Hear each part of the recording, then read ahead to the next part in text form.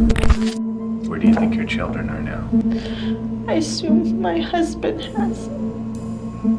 You understand that both the children, Sophia and Serena, are both deceased? I was getting really retired.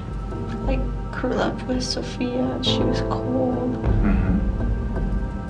Usually they turn and cuddle in with me. They weren't cuddling in with me. What are you going to see next are three mothers who guided by the hormonal lack of control You understand that both the children, Sophia and Serena, are both deceased? as a result of the so-called postpartum psychosis, murdered or reached the extreme as a torture their babies. I'm Ricopt and today you will see what makes mother kill their babies. Let's go with the video. There are a large number of illness and mental problems that can appear after a childbirth, such as baby blues, postpartum depression, or the most dangerous, postpartum psychosis. That appears due to a hormonal imbalance after the birth of a child. In this symptom, the person begins to have a very strong mood swings and begins to feel a sadness that they cannot control. The most common of the symptoms is baby blue, where the woman suffered an incredible postpartum depression. But the most dangerous characteristic of the baby blue is the insomnia, which sounds harmless but in an extreme way is capable of upsetting the mind of these women.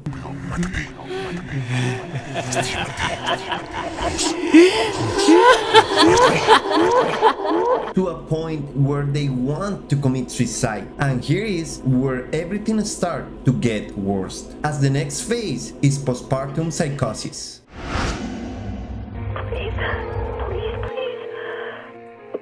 Your call has been forwarded to an automatic voice message system. Mom, I don't know what to do anymore. Mom, I haven't slept. I'm so tired. Mom, I think I really need some help. I'm so scared. Things are so weird over here. Can you call me back? I just need you to call me back. Okay, I love you. Bye. The most extreme form of mental illness. But so you can understand what having a child can cause, let's take a look at the first case of Shaniqua Nicole Scott, with 18 years old, who on July 16, 2011 in Texas was jailed of trying to suffocate her son several times, first with a blanket and then alone with her hands. Doctors put the 4-month-old baby boy in a room with a surveillance camera because they suspected he was a victim of child abuse. The little boy, named Raiden, came to Cook Children's Medical Center because he had stopped breathing. At first, doctors thought it was a severe case of reflux, when acid from the stomach backs up into the esophagus, and did surgery. But when the baby stopped breathing again a day or two later, doctors were shocked at what they saw on the video. At first, the baby appears fussy, and his mother, Shantaniqua Scott, appears to comfort him. But then, the video shows her putting a blanket over the baby's face. Police and prosecutors say she's clearly smothering the baby. It goes on for more than 20 seconds. A nurse briefly comes in the room. The mother checks her cell phone. Then, the courtroom watched in silence what happened next. Scott covered her baby's face with her bare hand. At first, the baby was kicking and fighting back. It went on for 1 minute and 14 seconds. By then, the baby was limp. Scott picked up her cell phone again and appeared to make a call. Seconds later, with alarms going off indicating the baby had stopped breathing, doctors and nurses rushed in to resuscitate him. Doctors testified the baby would have died had they not been there to help. She told the authorities that she couldn't handle the stress of being an unemployed single mother and that she wanted this poor 4-month-old little girl out of her life, and all due to the postpartum psychosis.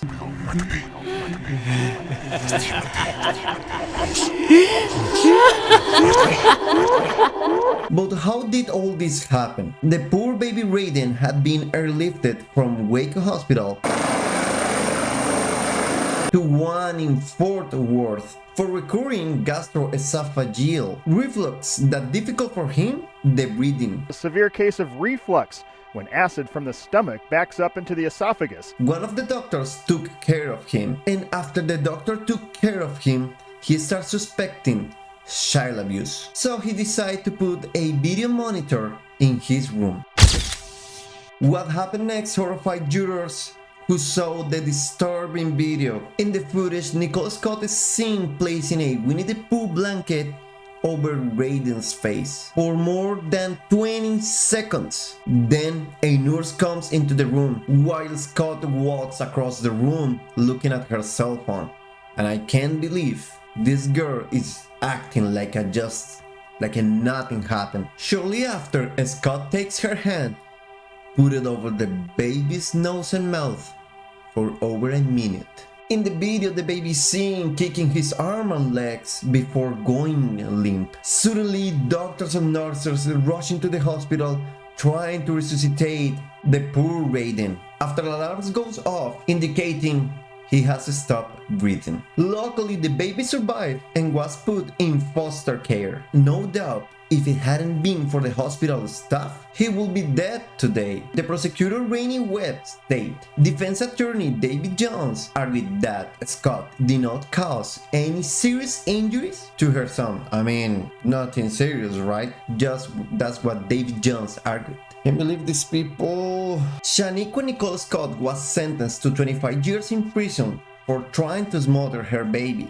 According to Eric Nichols, assistant district attorney, Scott faced a maximum of life in prison, but could have been given only 5 years probation. She will be required to serve at least half of her 25 years sentence. At the court, one tape was played, her confession, and her confession was, if I could get him to die, I could get him out of my life. For that, I would kill him again.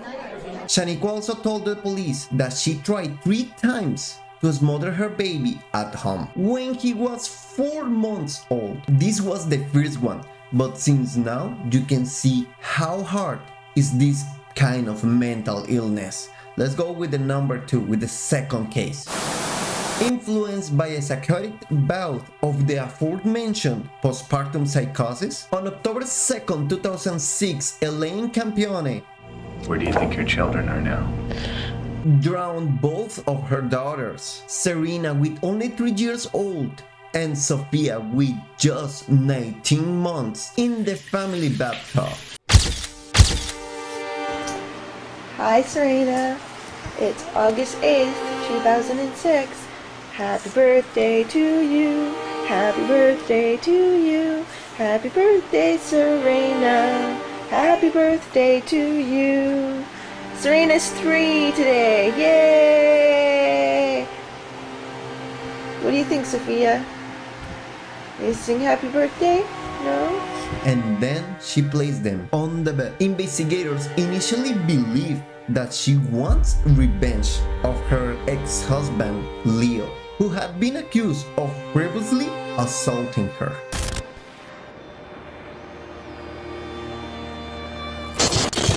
A horrible, horrible mess. Yeah. I think Diego Campione is totally in the wrong, and I hope he burns in hell for all his sins. The same as Leonardo. All I wanted to do was take care of my 2 little girls and live happily ever after the 3 years of physical, emotional, and mental abuse that I endured tremendously by Leonardo Campione, and in the past year from Anna and Diego Campione, the mental and emotional abuse, which wouldn't stop, and I had CAS keep bringing these 2 people into my life over and over again when I kept telling them the amount of mental and emotional abuse it was causing my 3-year-old daughter Serena and I and Sophia. She moved to Barrie in Ontario, Canada, and finally on October 4th, 2006, Elaine called the police to report the death of her 2 daughters. When the police arrived, they found Serena and Sophia in Elaine's bed, both of them dead. It was learned that she attempted suicide, but she was unsuccessful. She killed the babies by submerging them in a bathtub at her home. causing them to drown. She made a video of herself directed to her ex-husband with segments before and after the death of her daughters. Additionally, home videos show a recording from around 8:39 p.m. where the girls were playing. That was on October 2nd. Then, around 9:27 p.m. was seen alone and say, "Leo, are you happy? Everything has gone to shit. I cannot afford the thought that you could actually have my daughters. God believe me, and God is taking care of them." Leo, there. Are you happy? Everything is gone. Gone. You wouldn't give peace. You wouldn't tell the truth. I begged. You even had Stacy not believing me, telling her I had to sign papers when I didn't. I went to victim witness to get the truth. Trying, begging everyone the truth. How you beat me for 3 years behind closed doors. Beat me when I was pregnant with Serena and Sophia. You didn't care about our babies. You didn't care about me. You care about yourself. All you did was hurt us. And you get Serena an idea that you could actually have my children. God believes me. And God's taking care of them now. You're protected by God, thank God, and thank Him. Because there's no way I could have them with you. You're a hideous monster. She was sentenced to life in prison with the possibility of parole after 25 years. And I want to add 2 things. Her first words, "Leo, are you happy? Everything is gone," I think is a pathetic excuse for a human, much less a mother, who just killed her 2 babies out of spite. Sickening and horrific. And the second, the fact that in her interrogation, she says more than once that her smallest daughter, Sophia, and pay attention to these people, that her smallest daughter, Sophia, was afraid of water and panics when she gets water in her ear, but decide that which her child fear was the way to take her life. It speaks volumes. And it's incredible the fact that she calls him the devil while she just drowned her children. Let's go with the number 3. In the third case, like all the previous cases, it's incredible to tell, and that is that Lois Porton killed her 2 daughters, Lexi with 3 years old and Scarlett with just 17 months. And this is why this monster deserved her life in prison. She killed them because they interrupt with her sexual life. One disturbing thing about this case is that this 23 years old monster was laughing at the funeral home, at the funeral house, 2 days before killing her babies. One disturbing thing is that Lois Porton put her baby's clothes for sale on Facebook after killing them. But how all this happened? How did this happen? Well, Lois Porton tortured them by suffocation in short periods of time. This is how she operates. First, she tortured them. She suffocated them without killing them. And then she took pictures of herself in the bathroom, naked, planning a sexual encounter with a man she met on the internet. And then, again, she suffocated the poor girls. On January 15, 2018, it was learned that both babies showed signs of deliberate obstruction of the air. Scarlett had signs of bleeding in the neck, which was related to some action in which pressure was exerted on her neck. In one clip, Porton was seen stopping at a gas station while she was driving her daughter, Scarlett, to the hospital. According to the British media report, she stopped at the gas station despite the fact that the girl was dying in the back seat of the vehicle. I mean, this kind of persons, I don't know.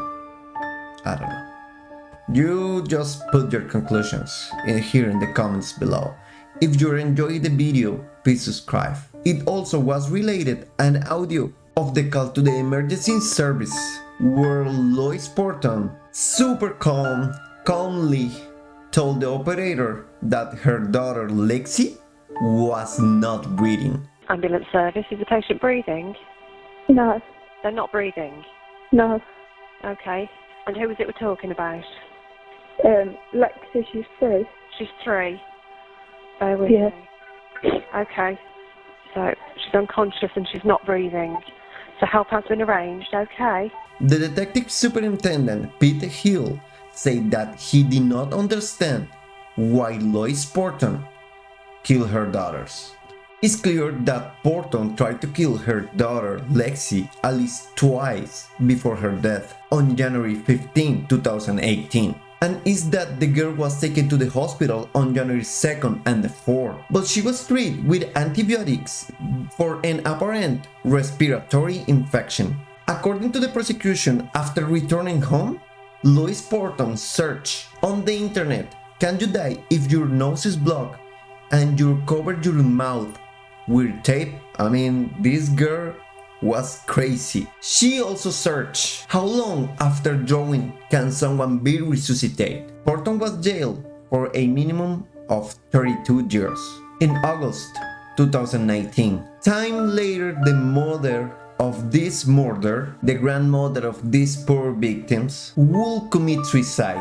Her last words were, "She's not the happy and loving girl I raised. I no longer consider her my daughter." After this, she will commit suicide. One thing is certain in this small world, you never know who is crazy. Do you guys think all these women were induced by the famous postpartum psychosis or not? I would like to know your opinion. Please leave it in the comments below, share this video with your friends, and don't forget to subscribe.